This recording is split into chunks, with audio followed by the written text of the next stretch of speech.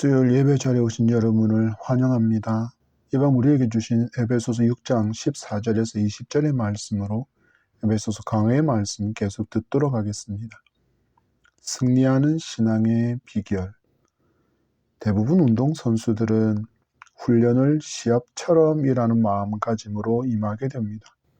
그렇지 않으면 정작 본 경기에서 그 긴장감으로 인해 제 실력을 발휘하지 못하는 경우가 많기 때문입니다. 성도 역시 마찬가지입니다. 훈련을 실전처럼 임함으로 자신의 부족한 부분을 발견할 수 있고 또한 발견된 부분을 보완해내며 다른 선수들의 장점을 내 것으로 만드는 좋은 기회도 얻을 수 있습니다. 우리는 지금 두 지역의 큰 전쟁을 마주하고 있습니다. 우크라이나와 러시아, 이스라엘과 중동 몇 국가 간의 전쟁이 바로 그것입니다. 특히 우크라이나와 러시아의 전쟁은 최강의 무기라고 여겨졌던 탱크가 작은 드론 폭탄 공격에 무력하게 폭발하는 장면은 전쟁의 양상이 급변하고 있다는 것을 보여주고 있습니다. 그래서 전 세계가 이 드론에 대비하는 방어 체계를 만드느라 분주한 상황입니다. 객관적으로 볼 때 우크라이나는 러시아에 비해 군사적으로 너무 열세입니다. 군인의 숫자도 적습니다. 무기 체계의 질과 숫자도 모두 열세입니다. 이 차이를 메꾸려고 생각해낸 것이 드론 폭탄입니다. 60억에서 70억을 넘어가는 탱크를 그들은 수백만 원짜리 드론과 폭탄으로 파괴하고 있는 것입니다. 그러자 많은 피해를 입은 러시아가 탱크를 드론 공격으로부터 보호하기 위해서 취약 부분으로 여겨지는 해치 부분과 뒷부분에 철망을 덧대고 아예 드론이 파고들지 못하도록 마치 거북이의 덩껍질처럼 철판으로 탱크를 감싼 장비도 등장하고 있습니다.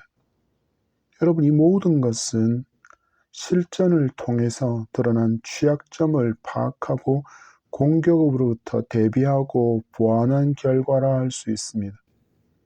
이 전쟁이 끝나고 나면 더 치열하게 드론을 사전에 공격할 무기 체계와 막아낼 방어 체계를 장갑 차량에 설치하기 위해서 모든 나라들이 동분서주하게 될 것입니다. 만약에 이 전쟁에서 이전의 전쟁에서처럼 탱크가 아주 강력한 무기로서의 모습만을 보였다면 이런 방어 체계에 대해서 드론 공격에 대해서 전혀 생각하지 않았을 것입니다. 여러분, 그런 점에서 성도가 영적 전쟁을 위해서 부지런히 준비하고 훈련하고 또한 실전의 경험도 쌓아야 하는 것은 너무나도 중요하다 하겠습니다. 여러분, 성도에게 있어서 가장 기초가 무엇입니까? 그것은 말씀과 기도입니다. 이렇게 이 기초 훈련을 잘한 다음에 성도는 영적 전쟁터로 뛰어들어야 합니다. 이웃에게 가서 복음을 전하고 삶의 현장에서 예수님의 사람으로 살아가는 훈련이 실천으로 이어져야 합니다. 이를 통해서 우리는 자신의 연약함과 부족함을 발견하고서 보완해낼 수 있습니다. 그리고 다음에는 더 잘 준비된 모습으로 임할 수 있게 될 것이고 더 자신감 있게 이 모든 일을 감당하게 될 줄 믿으시기 바랍니다. 그래서 성도는 훈련되어야 합니다. 바울은 에베소 교회 성도들에게 보낸 편지의 결론부에 도달해서 성도들에게 왜 연합과 통일을 이루어야 하는지 분명한 이유를 알려주고 있습니다. 왜 나는 여기에 있는가? 성도로서 교회의 연합과 통일을 이루고 한 가정에서 남편과 아내로 연합하며 부모와 자녀가 연합하고 주인과 종이 연합하여 영적 전쟁을 수행하며 마귀에게 사로잡혀 있는 사람들을 구원하기 위해서라는 것입니다.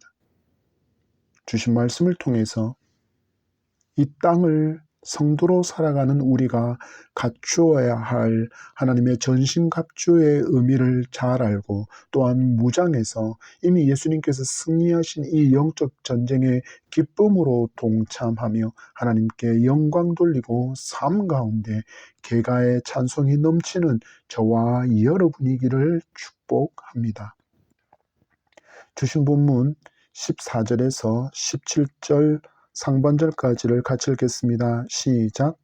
그런즉 서서 진리로 너희 허리띠를 띠고 의의 호심경을 붙이고 평안의 복음이 준비한 것으로 신을 신고 모든 것 위에 믿음의 방패를 가지고 이로써 능히 악한 자의 모든 불화살을 소멸하고 구원의 투구와. 주신 첫 번째 진리는 성도는 전신갑주 중 보호 장비를 잘 갖추어야 합니다. 특히 주신 말씀의 시작에 있는 서서라는 단어에 주목해 보기를 원합니다. 여러분, 전쟁을 수행하는 군인은 그 기간 동안 긴장하지 않으면 심각한 상황에 노출될 수밖에 없습니다. 그리고 이 심각한 상황은 목숨이 걸린 문제입니다. 그래서 바울은 성도를 전쟁을 수행하는 군인으로 표현하고 있는 것입니다.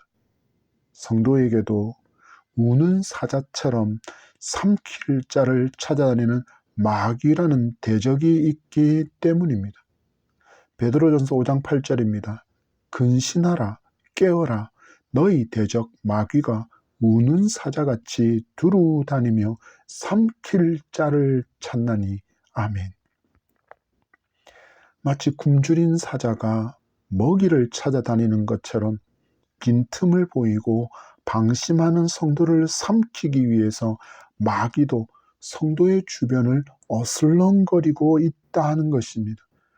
그래서 성도는 어찌해야 합니까? 서 있어야 합니다.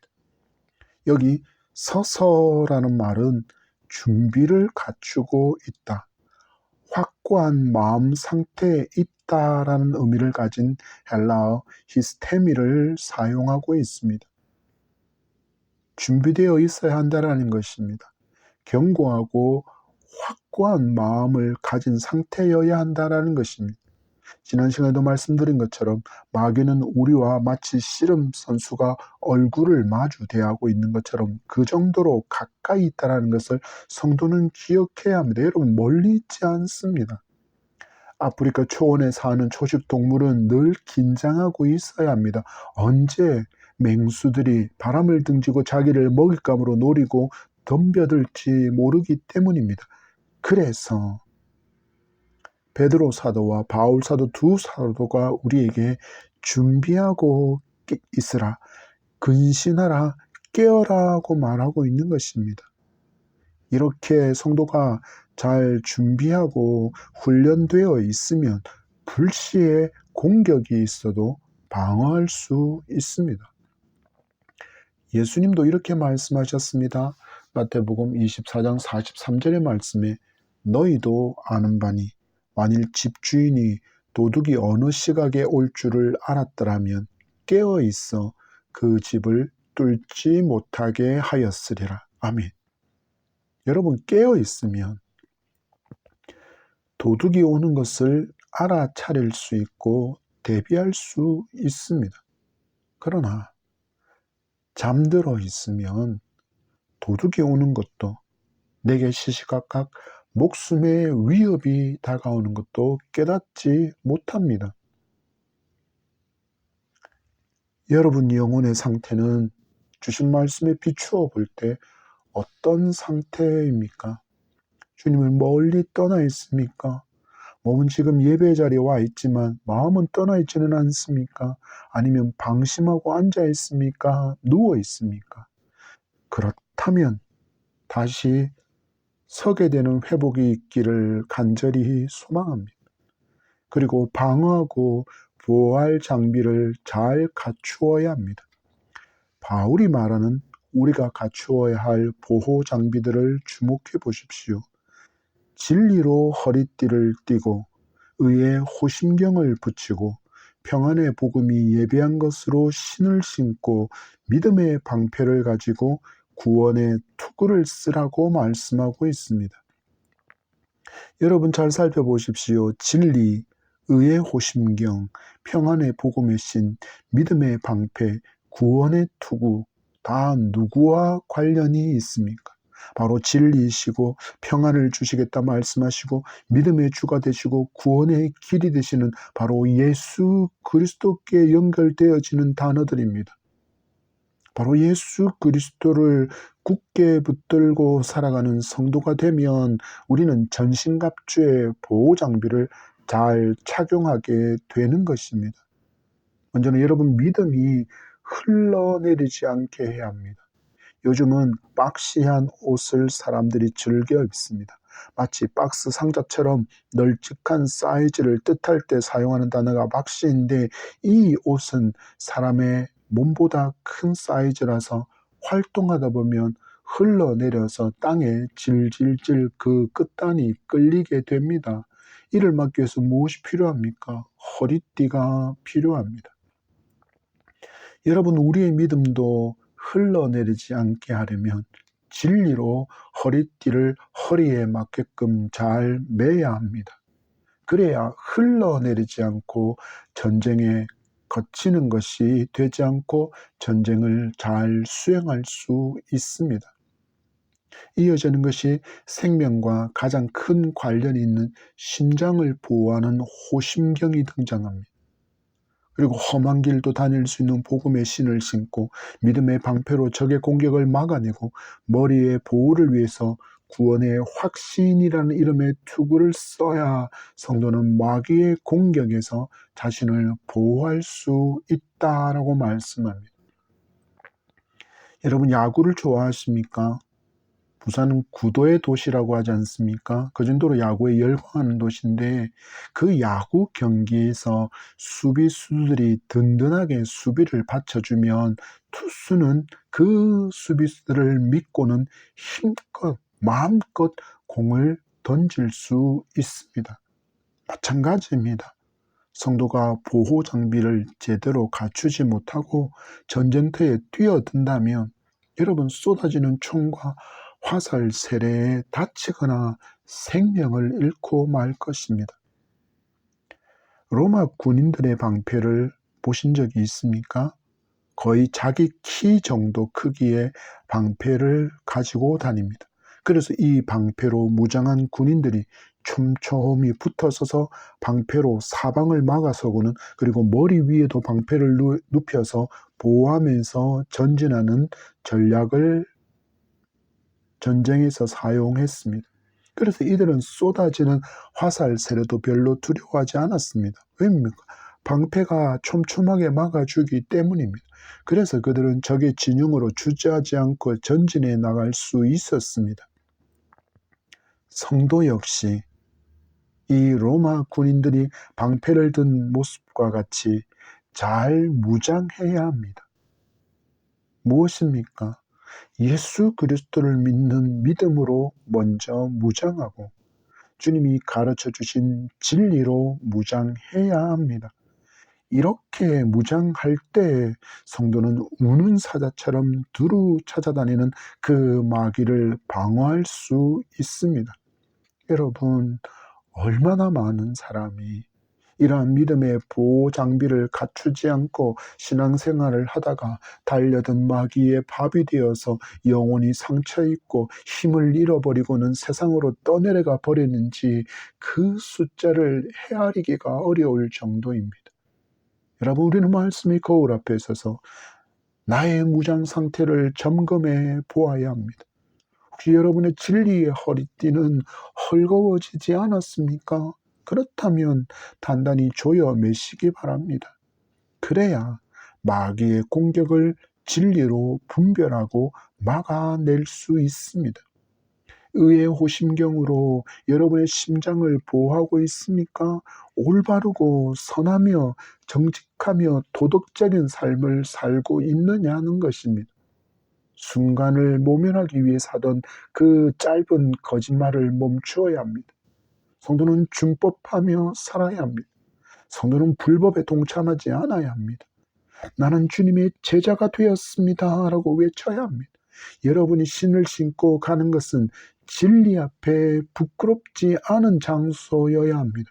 음란한 곳, 세상의 가치를 따르는 곳으로 향하던 나의 발걸음을 이제는 멈추어야 합니다. 여러분, 모세를 부르시던 하나님의 음성을 기억하십니까? 출애굽기 3장 5절의 말씀입니다.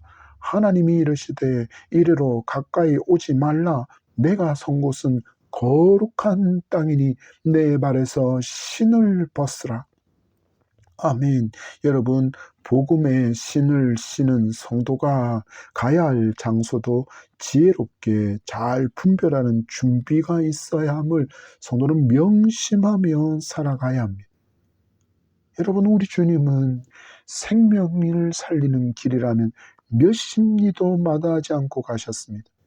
내 신발에도 이처럼 주님을 닮은 생명을 살리고 복음을 전하기 위해서 거룩한 흔적을 남길 수 있게 되기를 축복합니다. 믿음의 방패를 견고히 해서 좌나 우르나 요동하지 않는 강하고 담대한 믿음을 준비하며 살아갑시다. 그리고 구원의 확신으로 의심으로부터 자기를 보호해야 함도 잊지 마시기 바랍니다. 여러분, 성도에게 구원이 없으면 늘 흔들립니다. 늘 유혹당합니다. 그래서 넘어지는 자신을 보면서 늘 실망합니다. 그 순간에 또 마귀는 찾아와 속삭입니다. 너 같은 것을 하나님께서 구원해 주시지 않을까요? 너 같은 건 하나님도 싫어하실 거야. 이렇게 외치는 마귀의 음성을 마치 진리처럼 붙들고는 실족하여서 세상으로 발길과 마음을 돌리는 사람 되지 않기를 바랍니다. 그래서 진리 위에 굳건히 서야 합니다. 구원의 확신 가운데 굳건히 서야 합니다. 우리의 구원은 오직 믿음으로 얻게 되는 하나님의 선물이라는 것을 굳게 믿고 영적 전쟁을 넉넉히 이기며 오늘을 살아가는 저와 여러분이기를 축복합니다. 주신 17절에서 20절까지의 말씀입니다. 같은 목소리를 읽겠습니다. 시작. 구원의 투구와 성령의 검, 곧 하나님의 말씀을 가지라. 모든 기도와 간구를 하되 항상 성령 안에서 기도하고 이를 위하여 깨어 구하기를 항상 힘쓰며 여러 성도를 위하여 구하라. 또 나를 위하여 구할 것은 내게 말씀을 주사 나로 입을 열어 복음의 비밀을 담대히 알리게 하옵소서 할 것이니 이 일을 위하여 내가 쇠사슬에 매인 사신이 된 것은 나로 이 일에 당연히 할 말을 담대히 하게 하려 하심이라. 아멘. 두 번째 본문의 말씀으로 받을 진리의 교훈은 성도는 하나님의 전신갑주의 공격 무기도 가져야 한다라는 것입니다. 여러분, 성령의 검인 하나님의 말씀을 가져야 합니다. 그리고 성령 안에서 기도와 간구로 무장해야 합니다. 이 두 무기는 성도가 가지고 있는 가장 기초가 되는 무기이지만 가장 강력한 무기임을 잊지 마시기 바랍니다. 여러분, 이 시대에 얼마나 많은 미혹이 있습니까? 이단 사이비가 활개를 치다 못해 이제는 교회를 계속 집어삼키고 있습니다. 이미 유럽과 미국, 남미의 교회들처럼 먼저 기독교를 받아들였던 나라에서 교회 건물이 우상을 섬기는 단체에 팔려나가서 우상의 처소로 사용되는 경우가 너무 많습니다.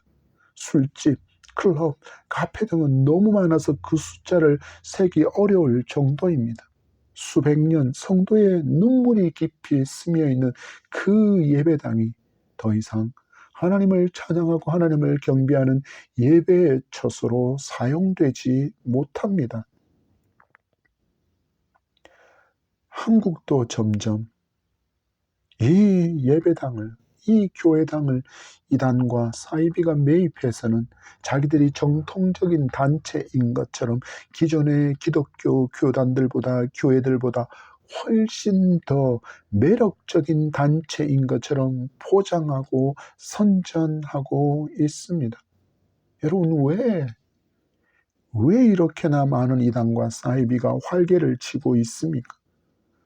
많은 경우는 기존의 교회를 다니던 성도가 진리를 몰라 미혹당했기 때문입니다. 목회자라고 예외입니까? 아닙니다, 여러분. 말씀으로 무장되지 않은 목회자가 얼마나 많은지, 신천지, 하나님의 교회, 세계복음화 선교협회로 넘어간 목회자, 성도가 그렇게나 많습니다. 왜입니까? 성령의 검인 하나님의 말씀으로 무장하지 못했기 때문입니다. 그들의 공격을 다시 재차 말씀의 검으로 공격하지 못했기 때문입니다. 여러분, 성경은 하나님의 말씀입니다. 그리고 말씀, 진리는 바로 예수님이십니다. 곧 우리가 하나님의 말씀인 성경을 펼쳐두는 순간 예수님을 만나는 자리가 펼쳐지는 것입니다. 우리는 이 마음으로 말씀을 가까이 하며 말씀이신 예수님의 음성을 아주 주의 깊게 들어야 합니다. 여러분, 연인의 그 목소리를 한 자라도 놓치기 싫어하는 그 마음과 같이 말씀이신 주님과 깊은 사랑에 빠져서 말씀을 늘 가까이 하며 살아가는 저와 여러분이기를 소망합니다. 한옥 목사는 그의 신학교 스승 중 한 사람이 화수분처럼 늘 풍성한 은혜를 끼치는 설교를 하는 것을 듣고는 그 비결을 너무너무 배우고 싶었답니다. 그래서 그 해당 교수를 찾아가서, 아니 교수님, 이처럼 바쁜 와중에 교수님은 어떻게 그렇게나 풍성한 은혜의 말씀을 매번 전할 수 있습니까? 라고 질문했더니 그 교수는 일주일에 신약 성경을 일독하는 것을 예수님을 믿은 후 끊임없이 이어오고 있는 것이 그 비결이다라고 대답하더랍니다. 그래서 한옥 목사가 질문하기를, 그러면 어떤 번역본으로 성경을 읽으십니까? 라고 물었더니 그 교수가 대답하기를, 헬라어 성경으로 읽는다네 라고 답을 하더랍니다. 여러분, 헬라어 원어의 성경을 읽으려면 헬라어 단어를 이해해야 하고 문법을 이해해야 하고 사전을 늘 옆에 두어야 합니다. 그런데 헬라어로 된 신약 성경을 매주 한 번씩 읽고 있으니 이분은 얼마나 말씀을 사모하는 교수이며 얼마나 예수님과 깊은 사랑에 빠진 목회자입니까? 그러니 그 사모함으로 말미암아 먹게 된 하나님의 말씀이 화수분처럼 그에게서 은혜의 폭포수처럼 흘러나왔던 것입니다. 저와 여러분에게 이러한 말씀의 사모함, 주님을 사모함이 있기를 간절히 소망합니다. 우리가 말씀이신 주님의 반석 위에 굳게 서면 마귀의 괴계와 이단과 사이비의 그럴듯한 미혹의 소리에도 그들이 감추고 있는 날카로운 발톱을 우리는 미리 발견할 수 있습니다. 여러분 보십시오. 40일 금식 후 그 줄이신 예수님을 찾아온 마귀의 유혹을 성전 높은 곳에 세우고는 하나님의 방법인 십자가를 건너뛰라는 그 유혹을, 천하만국을 보여주며 내게 절만하면 모든 것을 주겠다는 그 유혹을 예수님은 무엇으로 이기셨습니까? 오직 하나님의 말씀으로 이기셨습니다. 우리의 삶이 말씀이신 예수님을 뜨겁게 사랑하고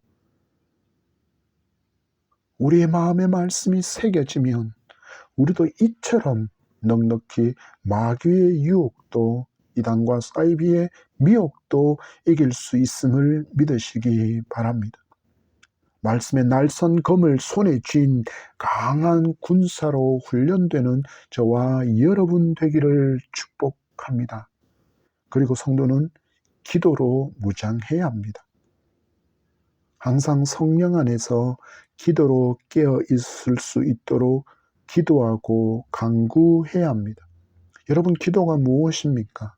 기도는 자기의 무력함을 하나님께 고백하는 겸손의 시간입니다.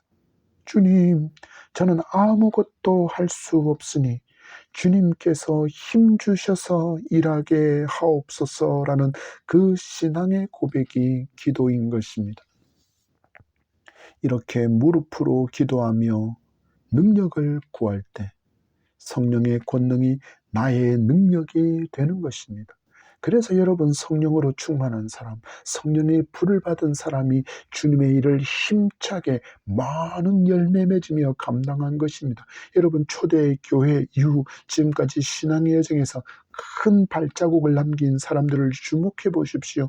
대부분 뜨거운 기도의 사람으로 성령 충만한 사람이었다는 것을 발견할 수 있습니다. 여러분, 저와 여러분이 이 식어버린 기도의 불을 회복되게 하는 작은 불꽃이 되기를 소망합니다. 한국은 여러분, 기도의 나라였습니다. 그런데 그 기도의 불길이 점점 사그라지고 있습니다. 삼천리 방방곡곡에서 부르짖던 성도의 기도 소리가 줄어들더니 그 기도의 처소마저도 사라지고 있습니다. 산에 올라 토굴에서 눈물로 부르짖던 그 기도의 사람이 사라지고 있습니다.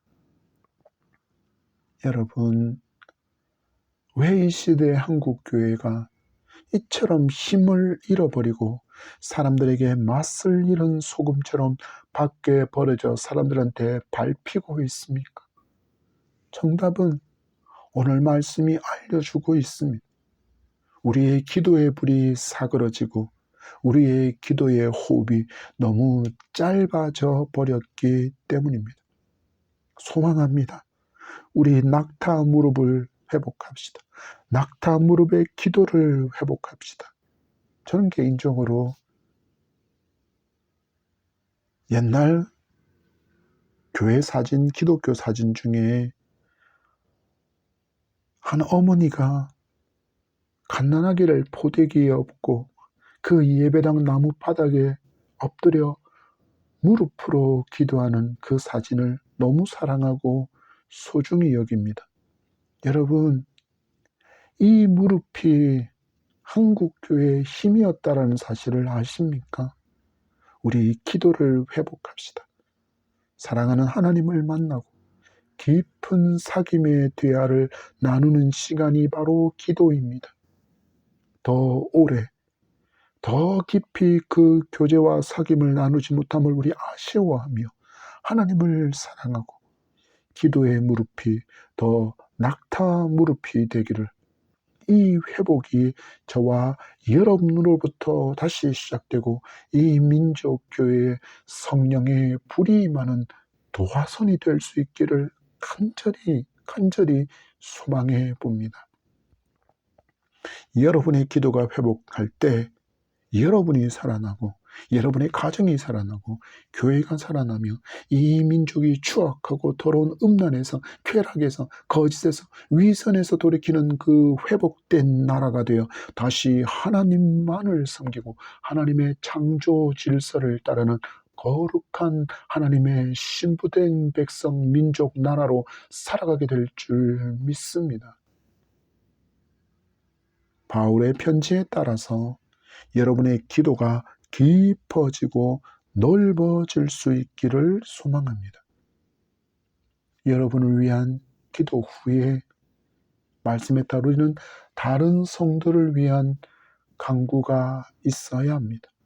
그리고 바울은 자기를 위해서도 도고 기도해 줄 것을 요청합니다. 여러분, 바울이 요청한 기도 제목을 주목해 보십시오. 내게 말씀을 주사 나로 입을 열어 복음의 비밀을 담대히 알리게 하옵소서. 당연히 할 말을 담대히 하게 하옵소서. 아멘. 여러분, 목회자인 바울에게 필요한 것이 무엇이라 말합니까? 말씀을 받는 일이라고 말합니다. 여러분, 이 땅의 목회자를 위해서 기도해 주십시오. 하나님, 우리 땅의 목회자에게 하나님의 말씀을 주옵소서. 그리고 복음의 비밀을 아는 것입니다. 그래서 이 땅의 목회자들도 복음의 비밀을 바르게 알게 하시고 또한 복음의 비밀을 담대히 알리는 사명을 감당하기를 원하며 바울이 순종한 것처럼 이 땅의 목회자도 이 복음의 비밀을 먼저 알고 담대히 외치는 그 사명을 감당하게 하소서. 이 시대를 향해 하나님의 정의와 공의를 담대히 선포하게 하소서라고 기도하는 성도가 되어 주시기를 간곡하게 여러분 부탁드립니다. 이 기도의 순서를 잘 기억하시기 바랍니다. 우리 주님 말씀하셨습니다. 마태복음 6장 33절과 34절의 말씀입니다. 그런즉 너희는 먼저 그의 나라와 그의 의를 구하라. 그리하면 이 모든 것을 너희에게 더하시리라. 그러므로 내일 일을 위하여 염려하지 말라. 내일 일은 내일이 염려할 것이요 한 날의 괴로움은 그 날로 족하니라. 아멘. 여러분, 주님의 약속이 있는 기도의 순서를 주목하십시오. 먼저 그의 나라와 그의 의를 구하며 살 때 내 삶의 필요를 주님께서 더해 주시겠다 약속하고 있습니다.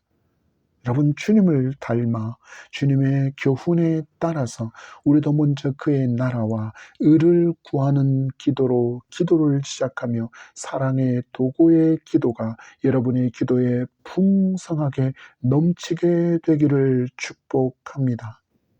이렇게 우리가 말씀과 기도로 무장되면 이미 승리하신 주님과 함께 끝까지 개가의 찬송을 부르는 이 전쟁을 수행할 수 있게 될 것입니다. 때로는 세상에서 핍박당할 때도 환난을 당할 때도 주저하지 않고 세상에 무릎 꿇지 않고 주님이 끝까지 십자가를 지심으로 구원을 이루어 주신 것처럼 우리도 끝까지 이 믿음의 길을, 이 순례의 길을 걸어가게 될 줄 믿습니다. 말씀을 맺습니다. 성도는 이 땅에서의 모든 호흡이 끝나는 순간까지 나를 삼키려고 울부짖는 마귀와 영적 전쟁을 수행하며 살아가게 됩니다. 우리에게 딱 붙어서는 우리에게서 빈틈만 찾게 되면 삼켜버릴 준비가 다 된 마귀임을 여러분 말씀 가운데 발견하셨습니다. 이제 주신 말씀의 교훈에 따라서 이 마귀의 공격, 마귀의 졸개가 되어서 성도를 미혹하는 어둠의 세력에 속한 모든 자들의 그 괴계를 이길 무장이 우리에게 필요합니다. 여러분, 진리의 허리띠를 졸라서 매시기 바랍니다. 의의 호심경으로 주님의 심장을 가지고 정직하고 정결하고 거룩하고 선한 삶을 살아가는 여러분이기를 축복합니다. 악은 그 모양이라도 버리며 내가 신은 신발이 하나님께서 싫어하는 곳으로 가지 않겠다 결단합시다. 믿음의 방패를 견고히 하며 구원의 확신을 가지고 미혹을 이기는 성도, 말씀에 늘 인도함을 받으리라 결단하며 늘 말씀을 사모하며 말씀을 가까이 하는 저와 여러분이기를 소망합니다.